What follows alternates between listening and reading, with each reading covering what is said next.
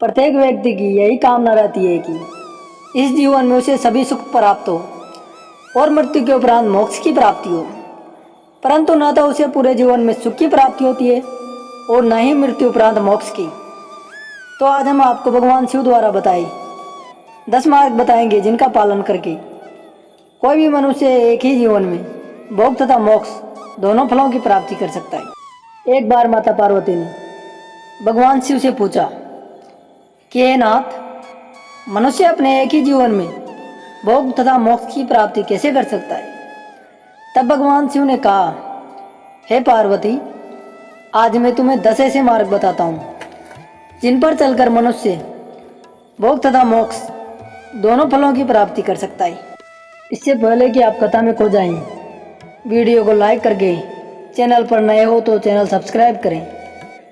अगर आप शिव जी के अनन्य भक्त हो तो कमेंट में हर हर महादेव अवश्य लिखें। भगवान शंकर माता पार्वती जी कहते हैं कि हे पार्वती, भोग तथा मोक्ष प्राप्ति का पहला मार्ग है धन संग्रह। धन हमेशा ही सही रास्ते पर चलकर कमाना चाहिए। अपने धन को 3 भागों में बांटना चाहिए, जिसमें पहला भाग धन वृद्धि में, दूसरा भाग धार्मिक और पौराणिक कार्यों में और तीसरा भाग अपने जीवन यापन में करना चाहिए। भगवान शिव दूसरा मार्ग बताते हुए माता पार्वती जी कहते हैं कि मनुष्य को हमेशा क्रोध का त्याग करना चाहिए। क्रोध मनुष्य का सबसे बड़ा दुश्मन है। अपने क्रोध और आवेश में अक्सर हम वो बात बोल जाते हैं जिसके बाद हमें पछतावा ही होता है। इसलिए क्रोध हमें कभी नहीं करना चाहिए और न ही क्रोध उत्पन्न करने वाले शब्द बोलने चाहिए। क्रोध से विवेक नष्ट हो जाता है और विवेक के नष्ट होने से जीवन में कई संकट खड़े हो जाते हैं। भगवान शंकर ने जो तीसरा मार्ग बताया है वह है भोजन का उपवास। जिस प्रकार भोजन से शक्ति प्राप्त होती है, उसी प्रकार व्रत से भी शक्ति का संसार होता है। इसलिए हफ्ते में हमें एक दिन तो व्रत रखना ही चाहिए।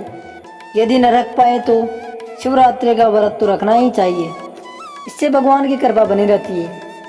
शिवरात्रि का व्रत करने से व्यक्ति को भोग तथा मोक्ष दोनों ही प्राप्त होते हैं और महान पुण्य की प्राप्ति होती है। पुण्य कर्मों से भाग्य उदय होता है और व्यक्ति सुख पाता है। भगवान शंकर माता पार्वती को चौथा मार्ग बताते हुए कहते हैं कि हमें संध्या काल में यानी सूर्यास्त का समय जो कि भगवान का समय होता है, इस समय भगवान तीनों लोगों को देख रहे होते हैं। इसलिए इस समय व्यक्ति को सत्कर्म करना चाहिए। संध्या काल में यदि कोई व्यक्ति कटु वचन कहता है, कलह क्रोध करता है, सहवास करता है, भोजन करता है, यात्रा करता है या कोई पाप कर्म करता है तो उसका घोर अहित होता है। 5वां मार्ग बताते हुए शिव कहते हैं कि मनुष्य को हमेशा सत्य बोलना चाहिए, क्योंकि सत्य बोलने वालों का चित्त शांत रहता है, जबकि असत्य बोलने वालों का चित्त हमेशा विचलित रहता है। असत्य बोलना और असत्य का साथ देना सबसे बड़ा धर्म है। इसलिए सदैव सत्य बोलिए, क्योंकि सत्य बोलना मनुष्य का सबसे बड़ा धर्म है। 6वां मार्ग बताते हुए भगवान शिव कहते हैं कि मनुष्य को हमेशा निष्काम कर्म करना चाहिए। किसी भी परिणाम की इच्छा के बगैर किया जाने वाला कर्म निष्काम कर्म कहा जाता है। प्रत्येक व्यक्ति को अपने कर्म करने पर ध्यान देना चाहिए, न कि उसके होने वाले परिणाम पर। यदि हम कार्य करने से पहले ही परिणाम की चिंता के बारे में सोचने लगेंगे तो कार्य कभी भी भली प्रकार से नहीं हो पाएगा। 7वां मार्ग है अनावश्यक इच्छाओं का त्याग। भगवान शिव माता पार्वती से कहते हैं कि मनुष्य को हमेशा अनावश्यक इच्छाओं का त्याग करना चाहिए, क्योंकि हमारी अनावश्यक इच्छाएं ही हमारे दुखों का सबसे बड़ा कारण है। मनुष्य की अनैतिक इच्छाएं काम, क्रोध, ईर्ष्या और अहंकार को जन्म देती है। अनैतिक इच्छा हमारे मन को विचलित कर देती है।